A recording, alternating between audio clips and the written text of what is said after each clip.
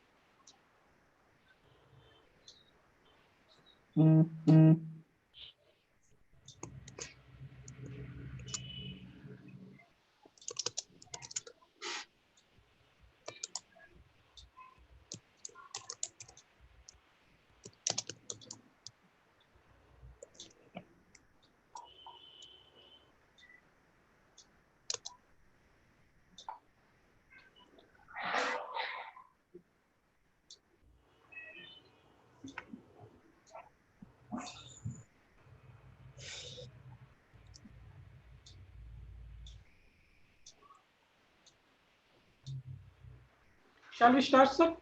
Okay. Yeah, please. Good morning, everybody. I heartily welcome all of you in the Langley's online lecture series, day 2. At the outset, we, the team of Langley, need to thank all the participants who have joined with us by logging Zoom app and those who are watching us live on Facebook and YouTube channel. We have been receiving overwhelming response from all over India, from Nepal, Nigeria, Singapore, Thailand, and UAE. We, the team Langley, received more than 120 registration speakers category from all over the globe. I assure you, I will try my best to accommodate most of you during this lockdown period. Nationally and internationally acclaimed academicians like as Dr. Manjushri Sardeshpande, Dr. Rajshekaran, Dr. Kashmira Mishra, Dr. Xavier Singh, Dr. Om Joshi, Dr. Mustajib Khan, Dr. Dilip Barad, Dr. K. Varshe, Dr. Urmila Dabir, Dr. Arvind Navle, Dr. Sachin Ketkar, Dr. Sangeeta Ghodke, Dr. Preeti Joshi, Dr. Sudhir Muge, Dr. Vaibhav Sabnis, Dr. Vishnu Patil, Dr. Sharad Gadikar, Dr. Vinita Chopra, Dr.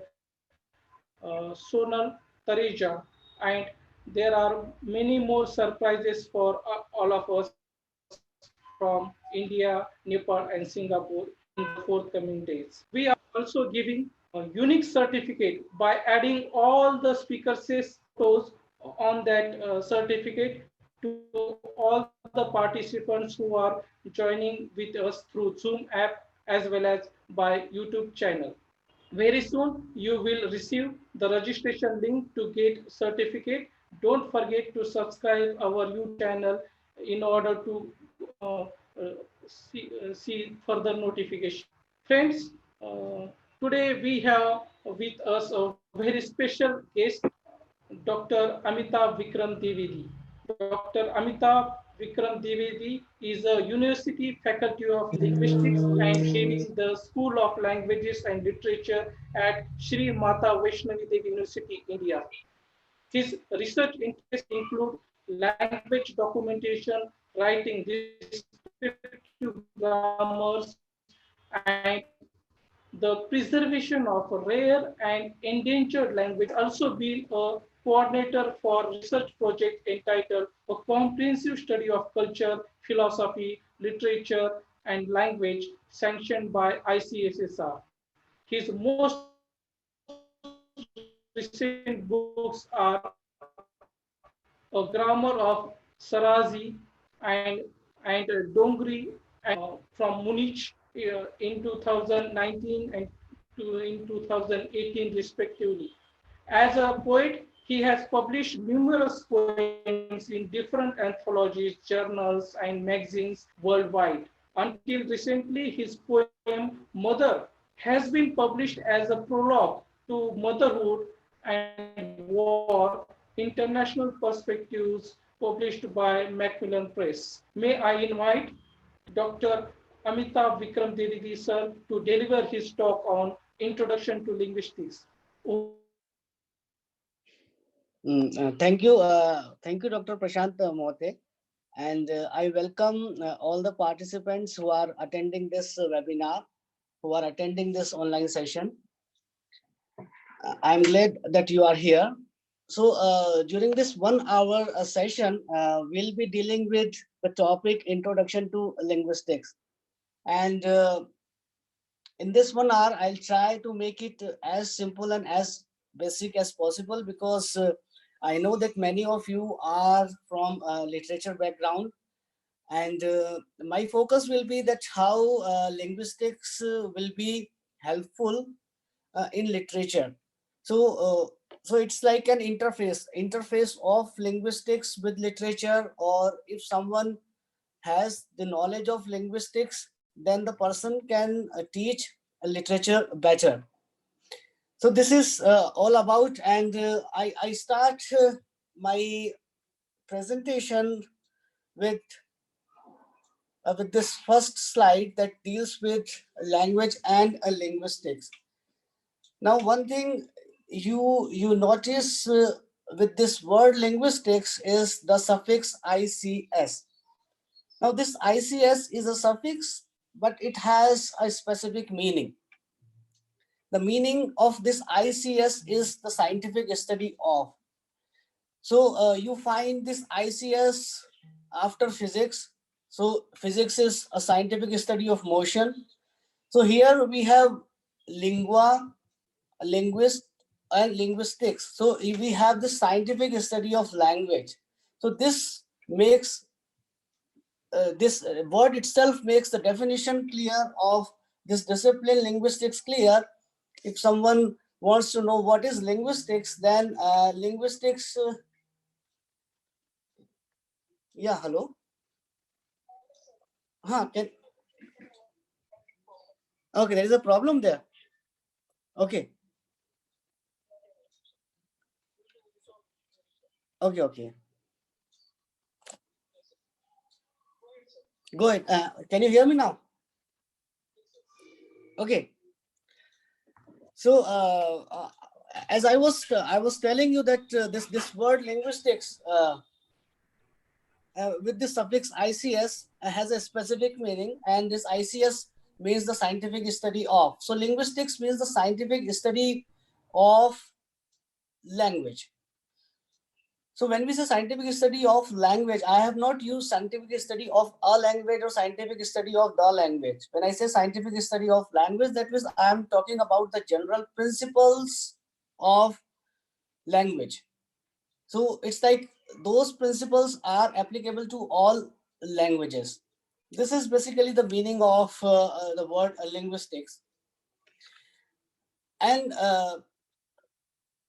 how linguistics is different from literature, that is also an interesting thing to know.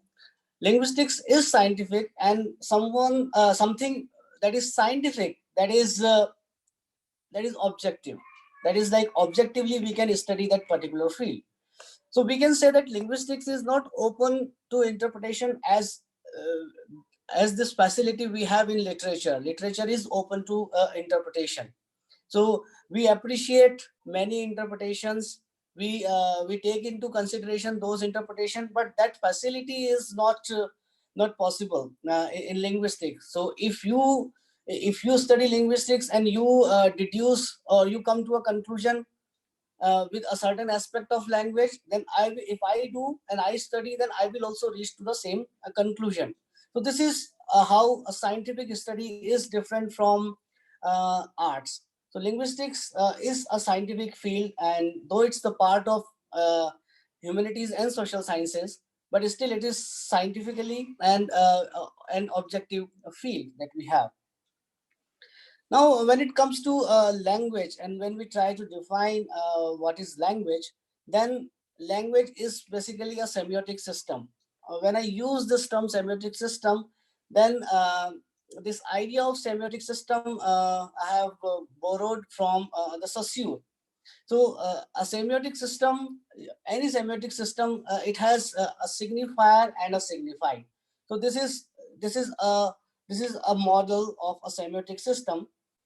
Sign can be anything, but as Saussure used sign for a linguistic sign only, so I will also restrict myself uh, with the definition of sign is a linguistic sign. So in linguistic sign, we have this signifier thing and we have this signified thing.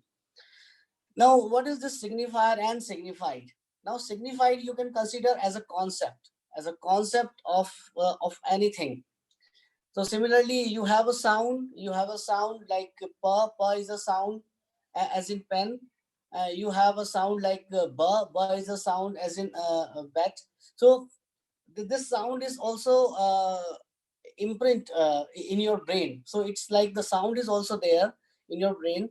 And when two or three sounds they are combined, then they make a meaningful unit. So signifier is generally a sound pattern. So when I say ba, and you are hearing the sound ba, and when I say bat, so ba, ati, and the three sounds making this word bat. And then when I say bat, then there is a concept of bat in your mind. Now bat can be a cricket bat, and bat can be this mammal bat. So both the bat.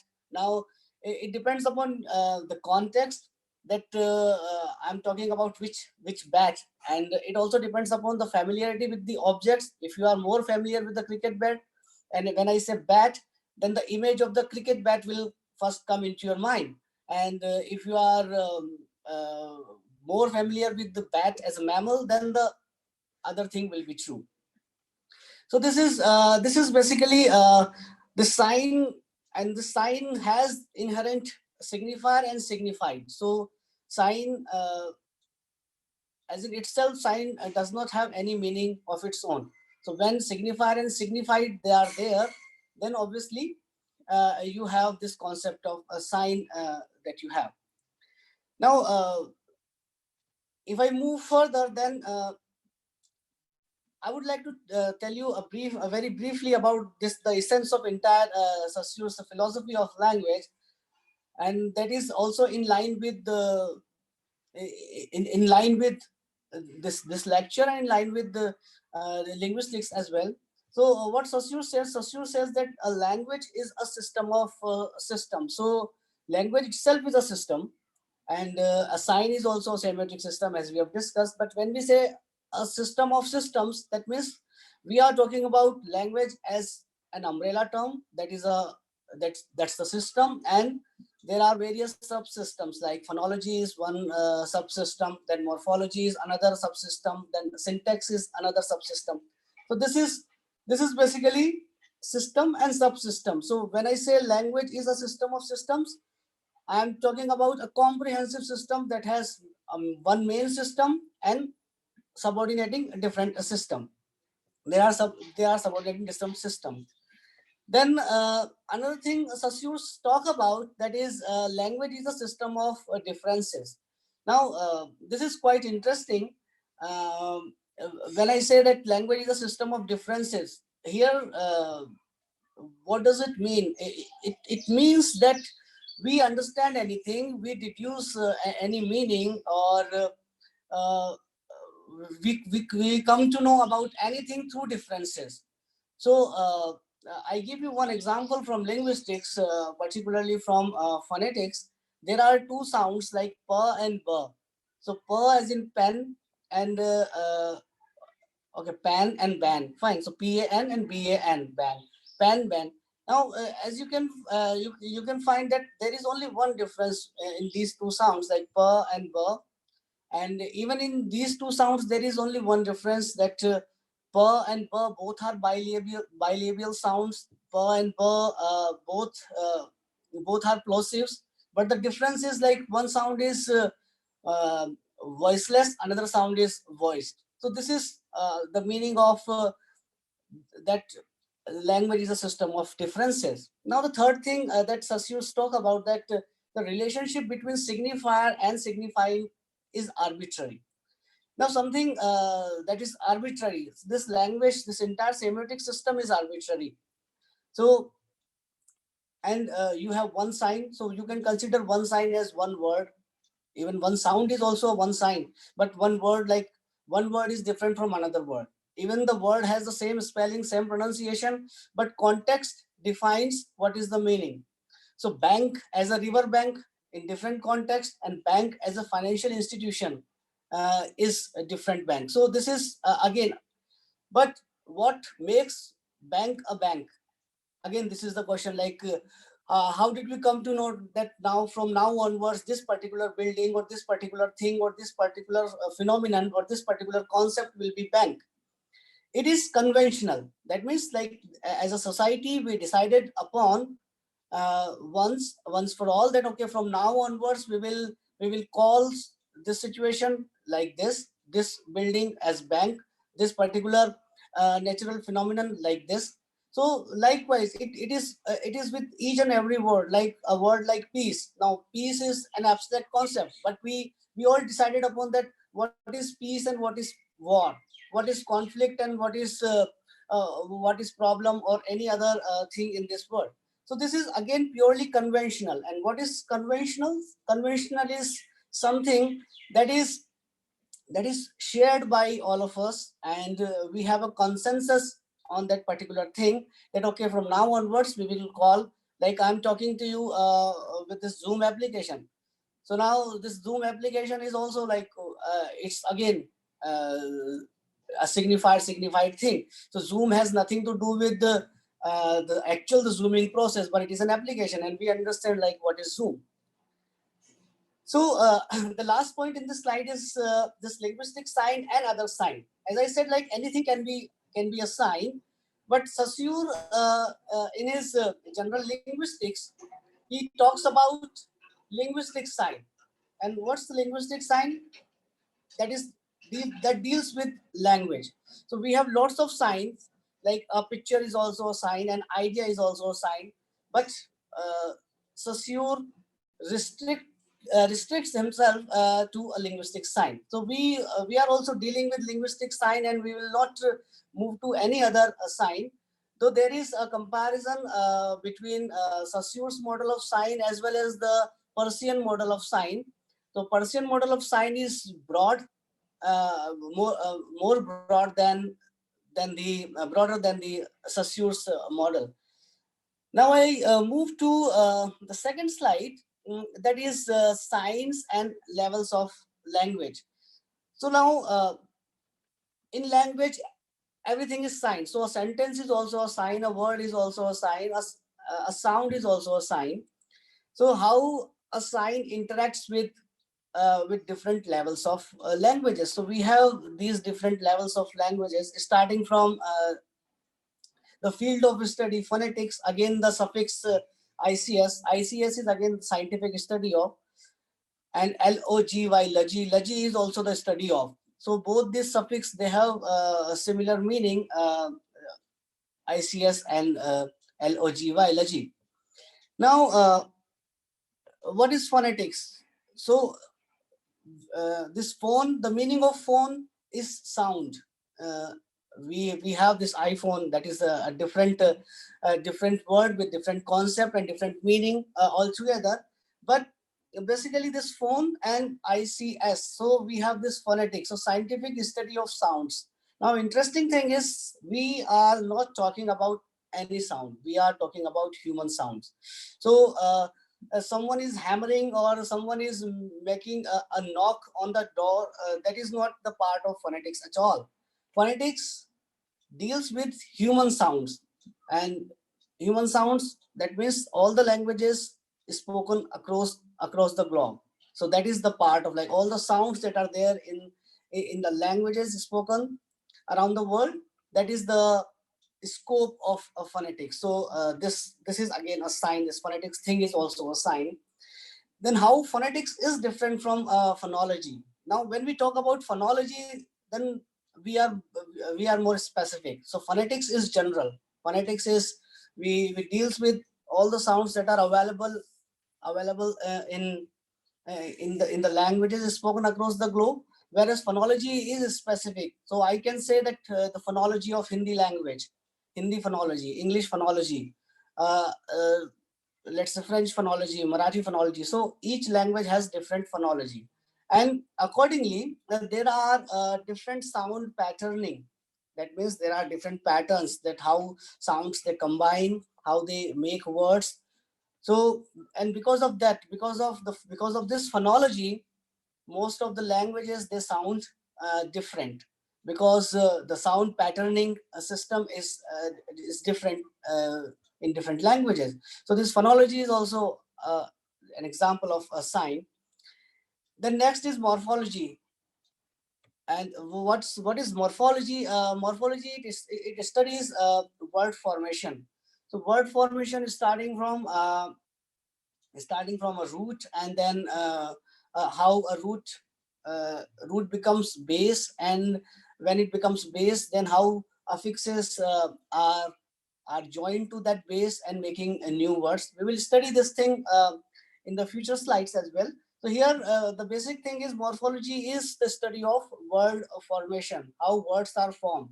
So when I say how words are formed, then there are like lots of words like brunch. Now brunch is a blending, it's an example of blending. So you have breakfast and lunch, and when you mix the two it becomes brunch. Abbreviations like NASA, it's there, and and acronyms are there. So there is a difference between acronyms and abbreviations. Let's say the the name of my university, it's like Shri Mata Vaishno Devi University. Now it is Shri Mata Vaishno Devi University. So I can say SMVDU. So I cannot pronounce it like NASA. So when I pronounce a certain abbreviation like NASA, or if I say WHO like WHO, or like UNICEF, then they are acronyms.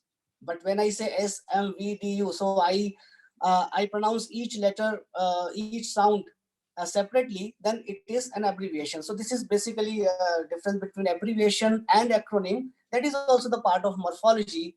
Then inflectional suffix, derivational suffix, that we will see in this lecture.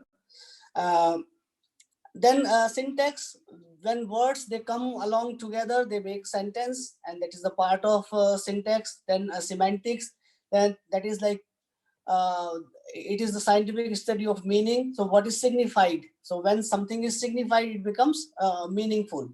And significance is the relationship between signifier and signified. So this signification process produce signified, the meaning. Okay, let's move to this first part, that is like phonetics. Under phonetics we have this phone, the concept of phone, and the concept of phoneme. So phone is, as I discussed, that phone is any sound. So and when I say any sound, again, the sounds that human can produce, that is meaningful uh, to uh, to human beings, and they are the part of uh, certain language. So even when I say knock on the door, so knock on the door, and if the knock on the door and you have a word like some onomatopoeic word, for the knock on the door, then obviously it is now the part of the language. So then it is again a sound. But when we talk about phone and when we say sound, then we are basically talking about one single sound, and this one single sound is also known as a distinguished sound segment. And now, what is this distinguished sound segment? So that is like one sound segment is different from another sound segment.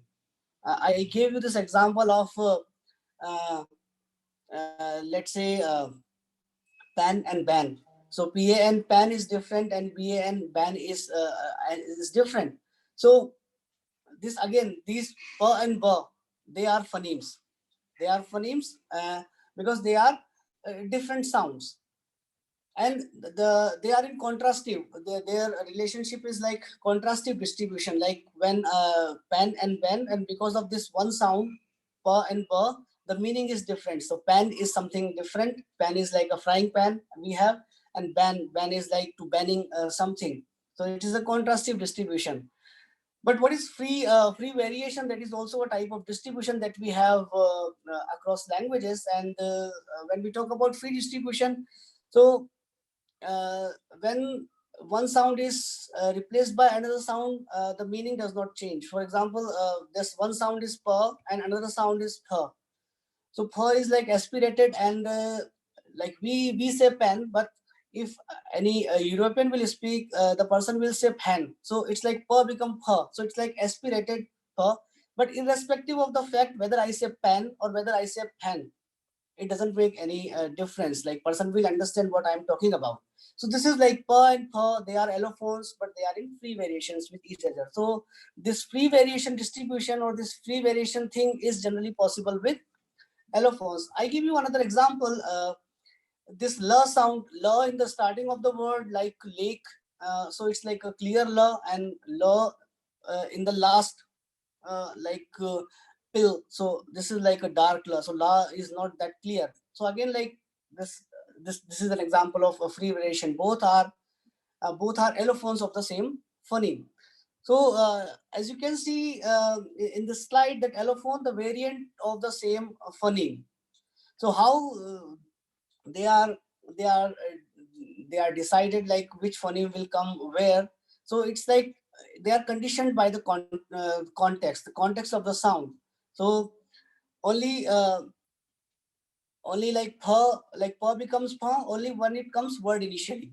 So it's not if the per is coming in between or the per is coming in the last, then per will remain per, it won't convert into per sound. Similarly with the clear la and dark la. So clear la is like lake, and dark la is like if it is in between or in the last. So again, they are context specific. Now there is another terminology that we have, that is of minimal pair. So words that mean different things but differ only in one sounds. So like this example, as you can see on the screen, like hat and cat. Now hat and cat, as you can see, uh, the first sound is her in hat, and the first sound is ka in cat. So there is one difference between hat and cat, and because of this one difference, the meaning is different. So so this is actually the example of minimal pairs. This her and ka, now they are in minimal pairs. So when you come across a word and you find like there is only one difference, and because of that one difference, uh, the word is different. So I can change like head, I can replace a sound with e sound, like hit and cat. Now everything is same, but e and a. So these two vowels are different. In hat, it becomes hit, and in cat, it is a. So this is e and a. That is also an example of minimal pair. I can change it like cat cat.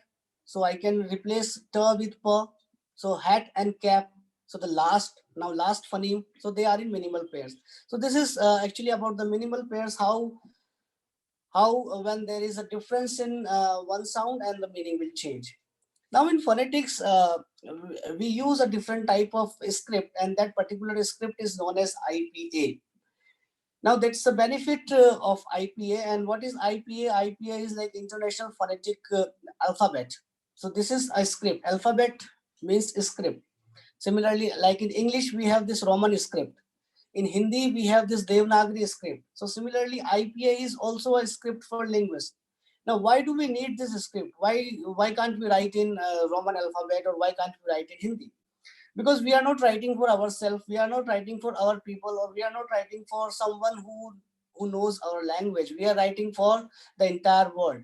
So we need one unique script that is understood by all, because languages are different, and languages they use different scripts uh, according to their specific language.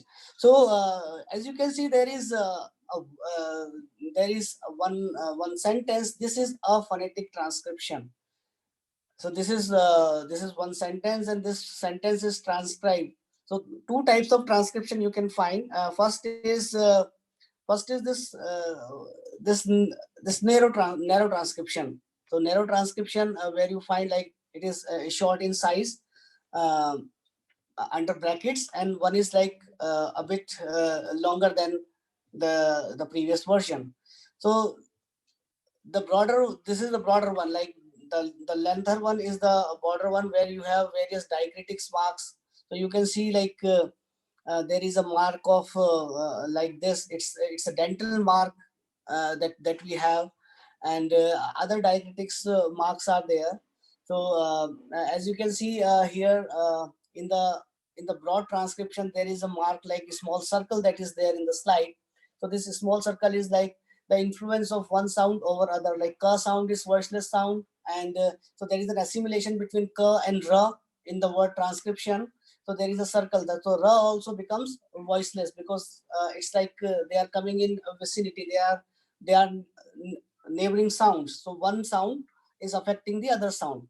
So this is like how we generally uh, we transcribe narrow transcription. But when we are describing a language, any language that you are describing, you need to have this broad transcription, because broad transcription tells minutely about the different sounds that are there in that particular language. Now we move to this next slide, and these are the phonemes in English. So this is like the consonant sounds that are there and the vowel sounds that are there. So as you can see that each sound has basically three features. So these three features must be there.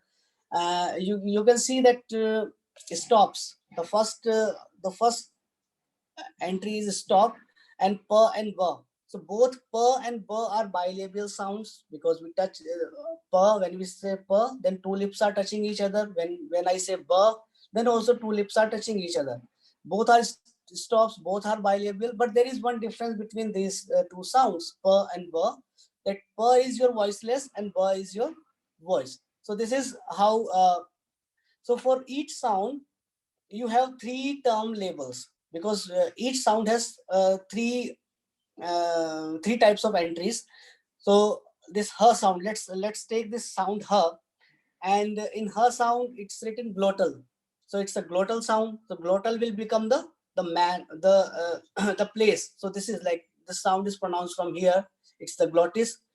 So this is a glottal sound, and it's a fricative. So fricative is the manner. So when I say her, then there is a friction. So this is, and it is a voiceless sound. So this is like all the sounds that are there, consonant sound, as well as you have these vowel and diphthongs that are there in the English language.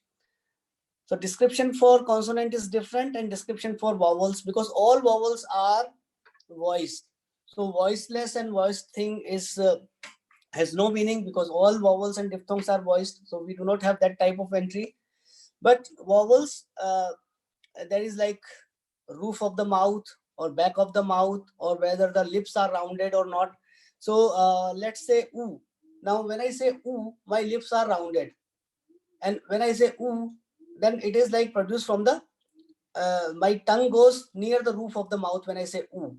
So this is near the roof, so it is like upper high. Likewise, you have different sounds that are there.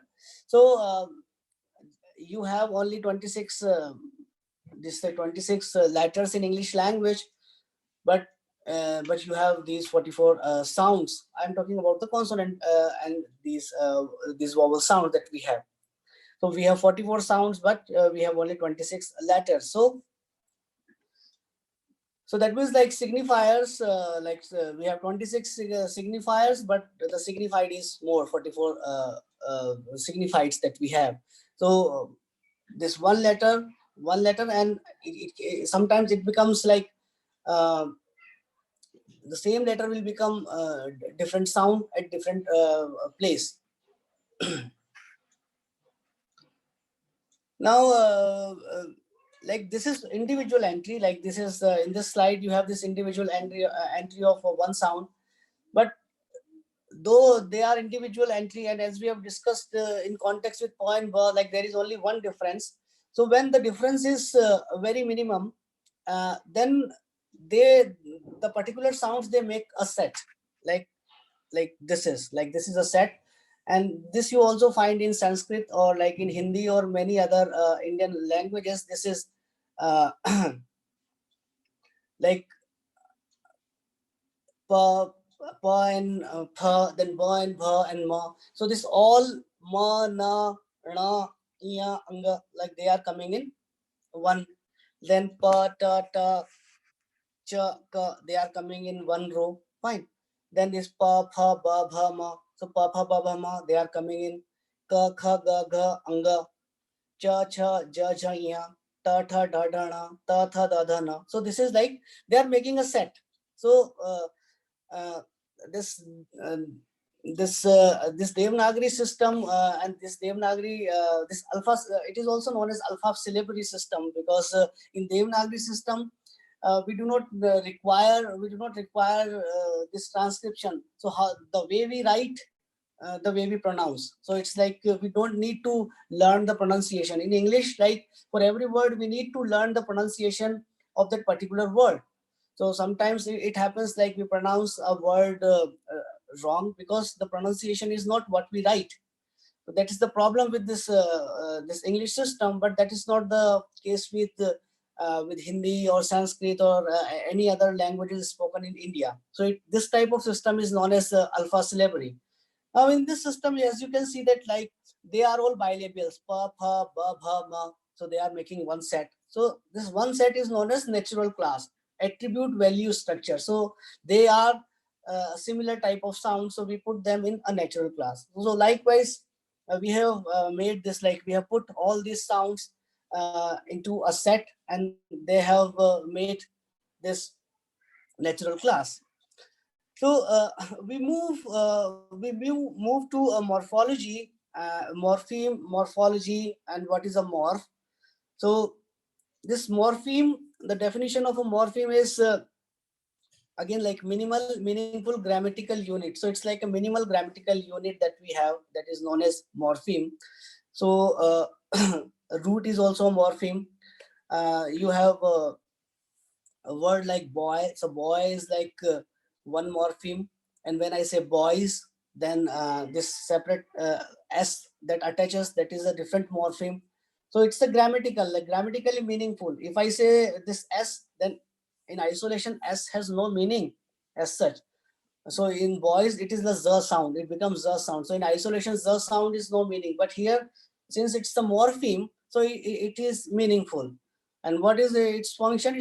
Its function is like it is making singular plural. So like boy is singular, when you attaches z sound, and it is like the signifier is letter s, then it becomes a morpheme.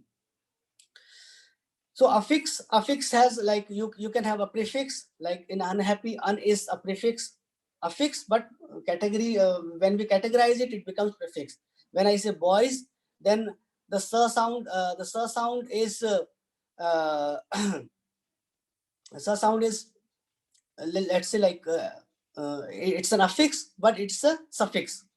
So you have infix also, but infix generally they are not found in English language. But in Hindi language, you have this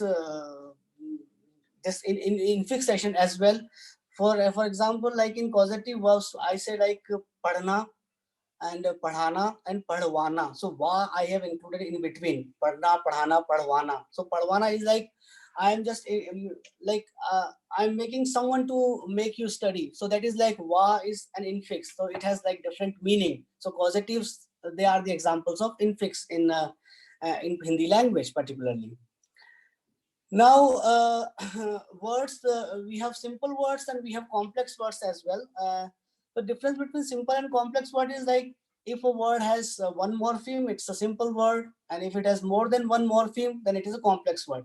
So boy is a simple word, one morpheme, but boys will become a complex word, two morphemes you have. Walk is a simple word, and then walking. Then hunt is a simple word, hunter, hunters. So this is like it becomes further complex, like hunt, hunter, hunters. So like two morphemes are affixed to the base. Then there is also a difference between root and base. So all the words are made of root. So you can think of a tree. So once you look at a tree, then you can't see the roots. So roots are um, underground. So similarly, like when you look at a word, then you can't find the root, particularly when the word is an English word, because most of the English words they are borrowed from different languages. Some words are from Greek. So let's say there is a word like philosophy. Now, when you say philosophy, then you ask me what is the root of this word philosophy.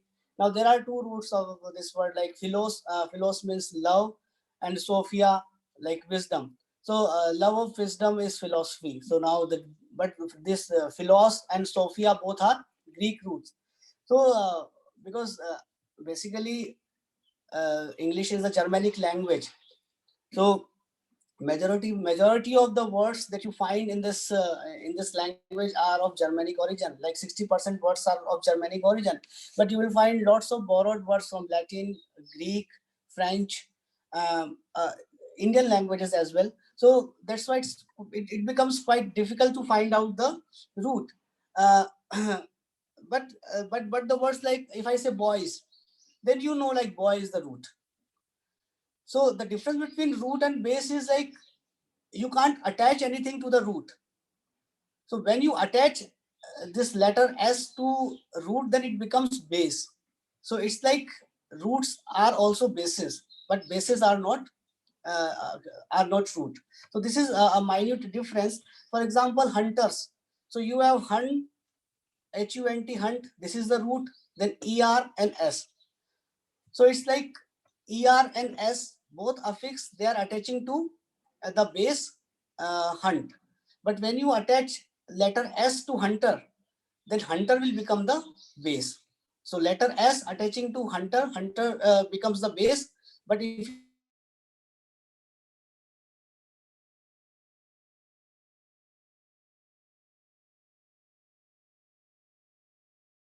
minute difference.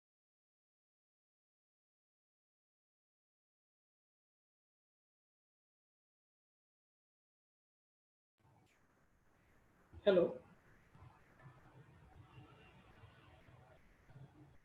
hello. Do you hear me?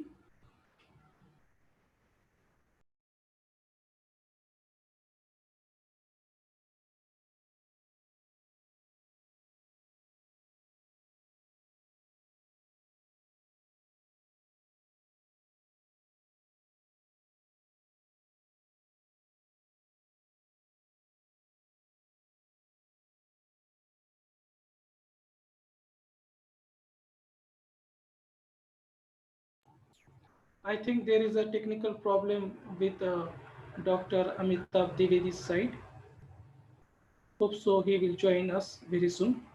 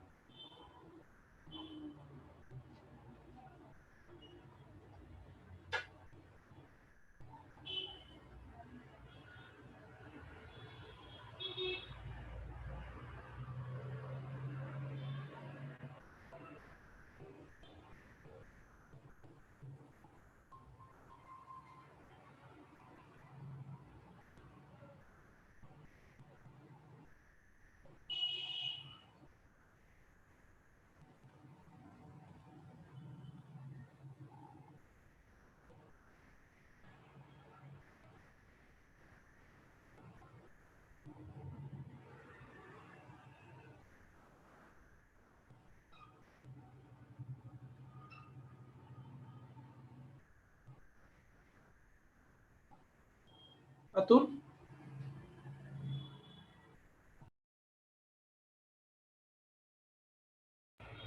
can you unmute your mic?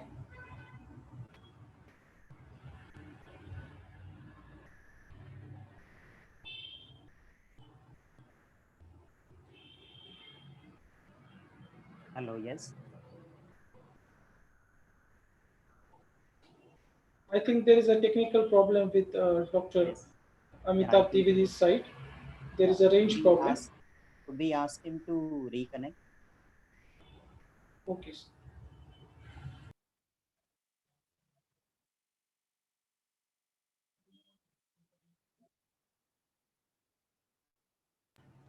I will give him a call.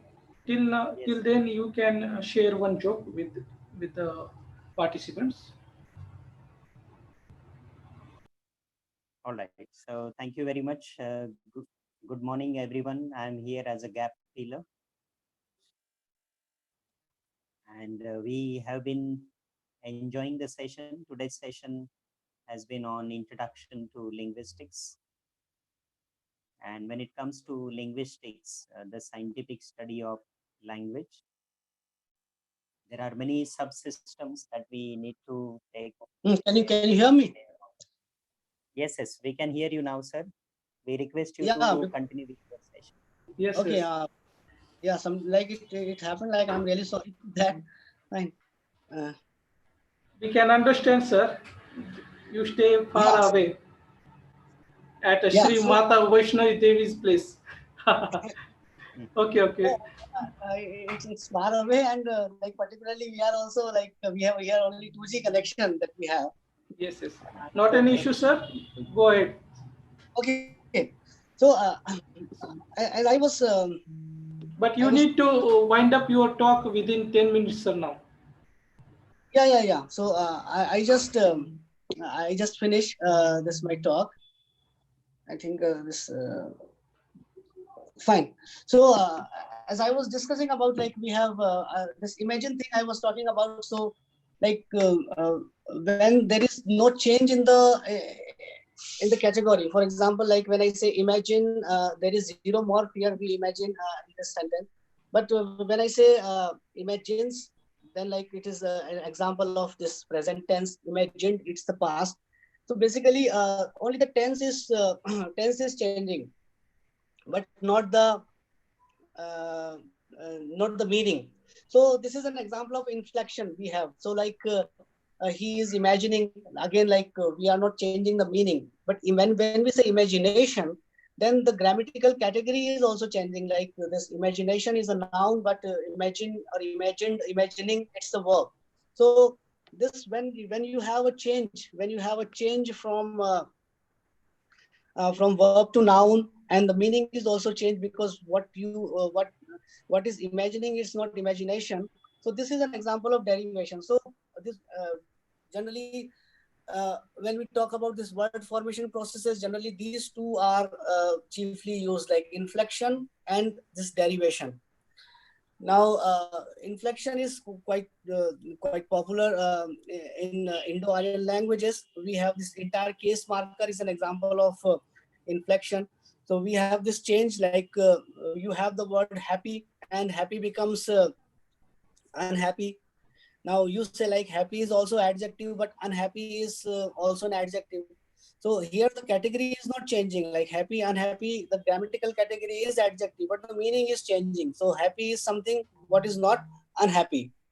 So this is again like an example of derivation. So in derivation, sometimes both the grammatical category changes as well as the meaning, but sometimes grammatical category does not change, but meaning changes. So when there is a change with respect to case markers, with respect to let's say tense time, then it is the part of inflection, and otherwise it's the part of this derivation thing. Now I move to this syntax thing.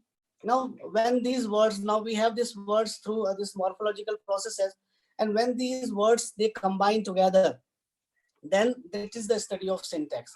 So how words they come along with each other and make a meaningful unit. Now, when I say a meaningful unit, I am talking about either a phrase. So let's say a boy. A boy is a noun phrase. Now, boy, and there is the determiner a. So a boy, that becomes a noun phrase. Or I say like uh, a boy, a boy plays football. Fine, a boy plays football. So now this is one unit that you have, a boy and plays and football. So there is a structure that you find here. And what type of structure it's there? It's the structure is I don't know. Yeah, someone is saying that share the screen, but that is not coming. Google. This connection is slow. That's why I'm not able to share the screen, because I'm making a call from this 2G connection. So try to listen to me. So this is uh, in English language we have um, in English language we have this let's say a subject verb object, and and then like in Hindi we have this subject object and verb.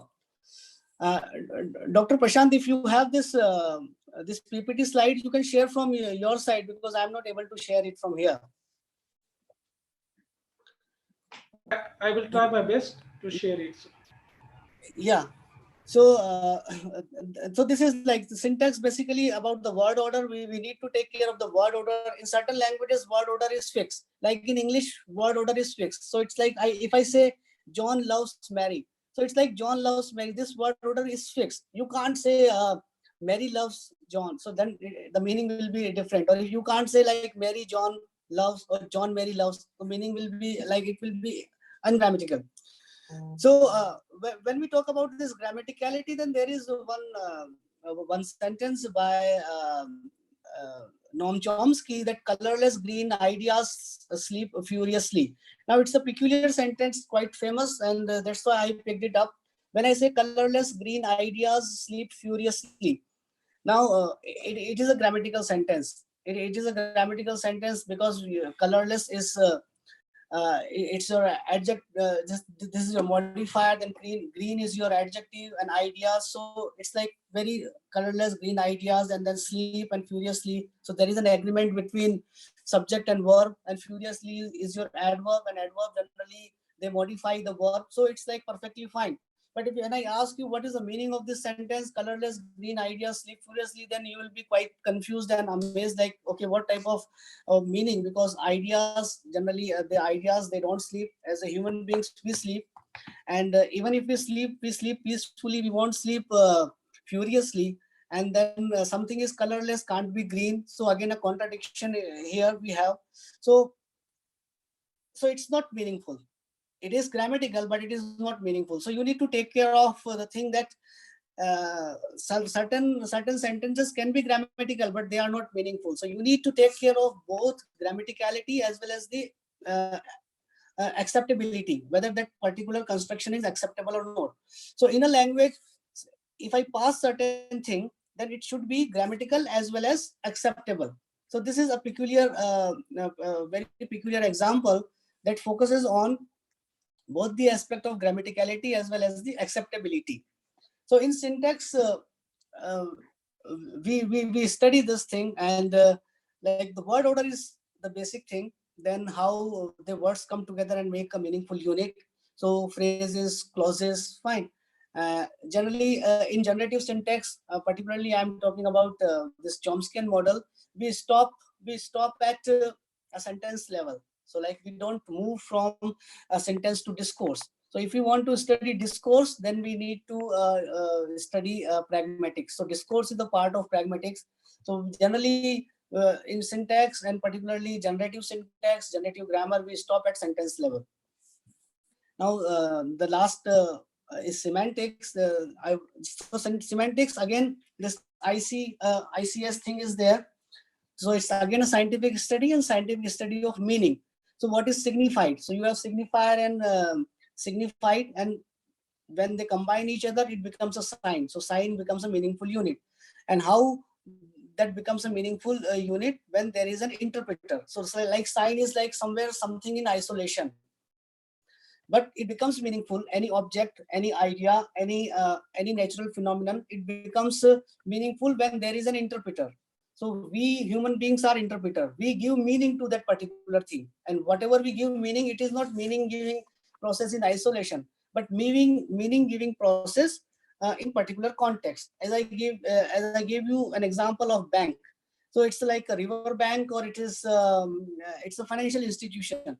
So it's again the context decides that where I use that thing. Now, when I say a river bank, or let's say a financial institution bank, then the sounds are similar. So like this is also an example of homophones. So this is again like homophones is the part of semantics. But there are certain words like horse and animal. Now if I say like the horse and animal, they are very closely associated with each other, though we are also animal, but we are linguistic animals when I talk about language. And when I talk about society, then people say like we are social animals. So this is the thing that horse and animal, they are quite associated. So this is an example of uh, homonym. So homo means basically same. So homophone, like same sound. Homonym, that is like sameness in meaning. So likewise, yeah, I can also now see the screen. I think the semantics part we will move to. I think this is yes, the syntax. I think we have done semantics. The last slide. I think second last slide. Yeah, yeah, semantics. So this is like various. These are like various relations that we have, uh, like homonym. Then we have this some concept like heteronym that is there. Then polysemy is also there. So this different concept, and I request Dr. Prashant Mote to share this slide with all of you after this once this presentation, this lecture is over. So Surely, you sir, will I have, will share yeah. with everyone. So you will have a copy of this. So generally Yes, in sir. semantics, we study this thing, and we also study like how something becomes an agent. So and how something becomes a patient.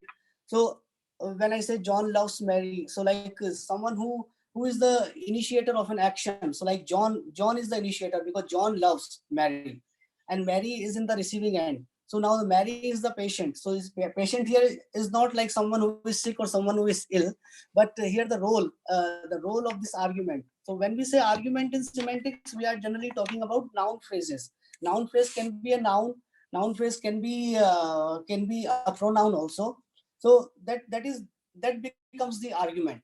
So when I say John loves Mary, so there are two arguments here. John is one argument, and Mary is another argument. So when I say like what is the role John is getting, so John is an argument. In grammar, we say John is subject, and Mary is an object, and this love is a transitive verb.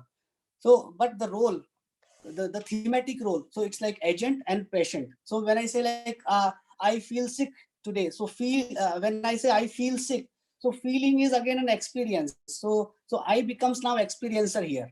In this sentence, I am feeling something, or I say I am hungry, then I again become the experiencer. So my thematic role will be experiencer. So likewise, these are the things that we study in semantics. And transitivity is also the part of, though it's the part of syntax, but I didn't discuss in the syntax section. So transitivity is like certain verbs are transitive. So when the verb is transitive, it requires two arguments. So like love is a transitive verb. I simply say I love. Then obviously you will ask like you love what. So it's like I say like I love chocolate. So you say okay. So chocolate is an object. So that means like love requires two. But if I say I sleep, then if you understand like I sleep, it's fine. So I requires only one argument. I can say I sleep on the couch. On the couch is an adverbial. So it talks about the place where I sleep. But argument, a noun phrase, there is only one noun phrase, that is I. So this is like, again, like certain verbs, they require only one argument, and that type of verbs are known as intransitive. So transitive, intransitive. Then finite, non-finite thing is also there. So finite, with the finite verb, we come to know about the tense and time. With non-finite, we are not able to tell tense and time from those verbs. So these are the part of like syntax and the semantics thing.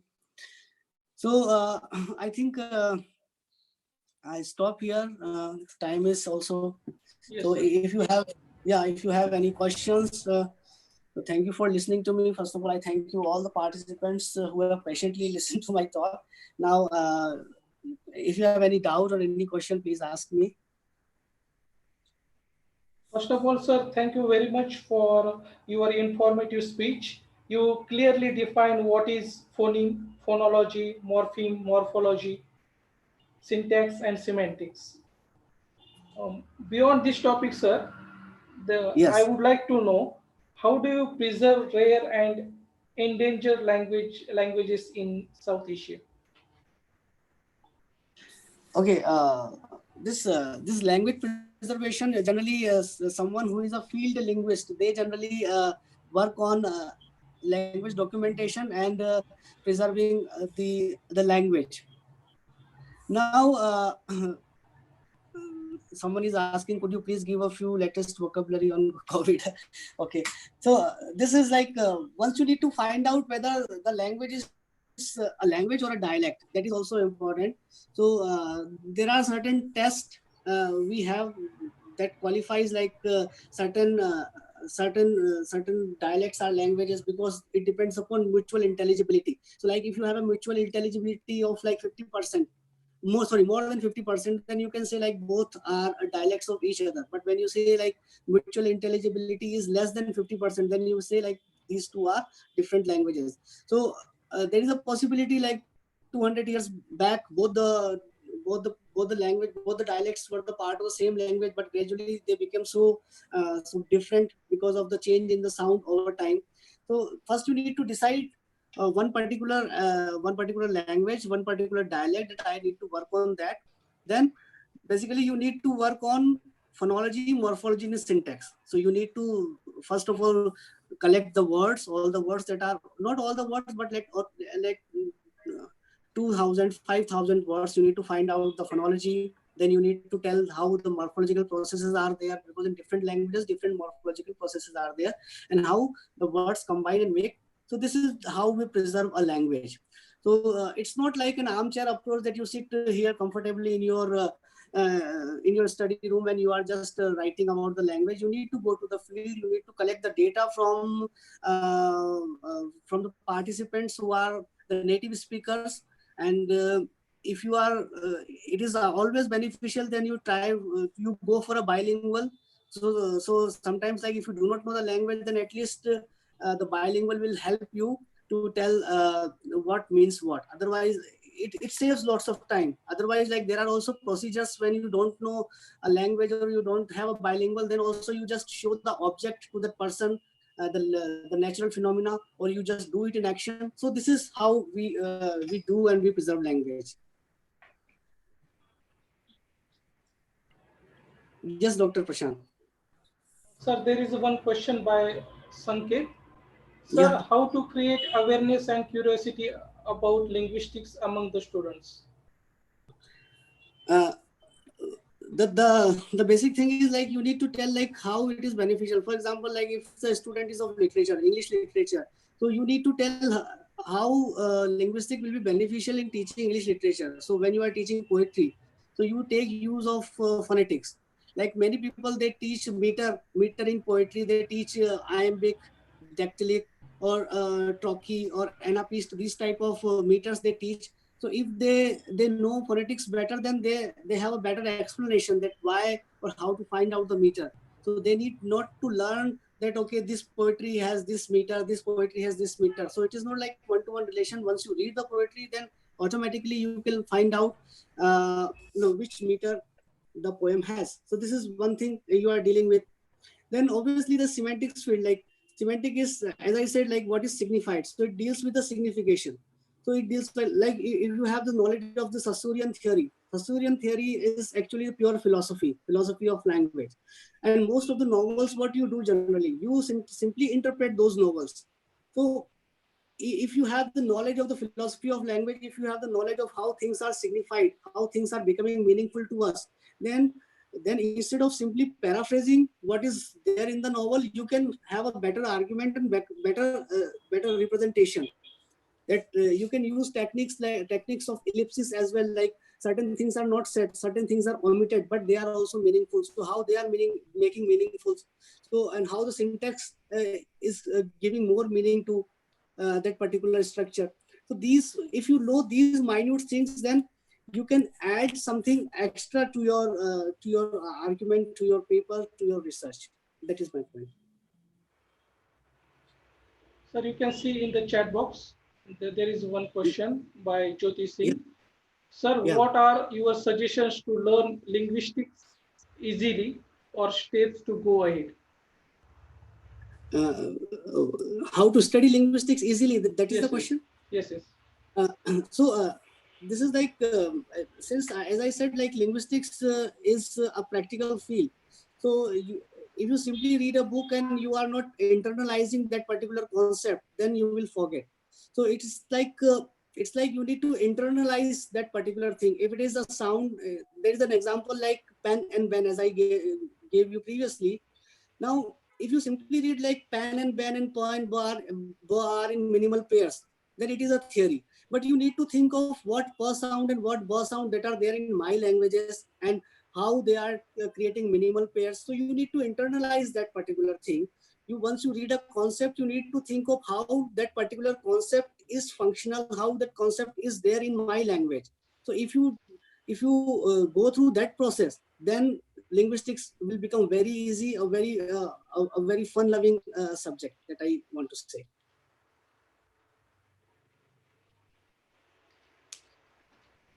Atul, do you have any question?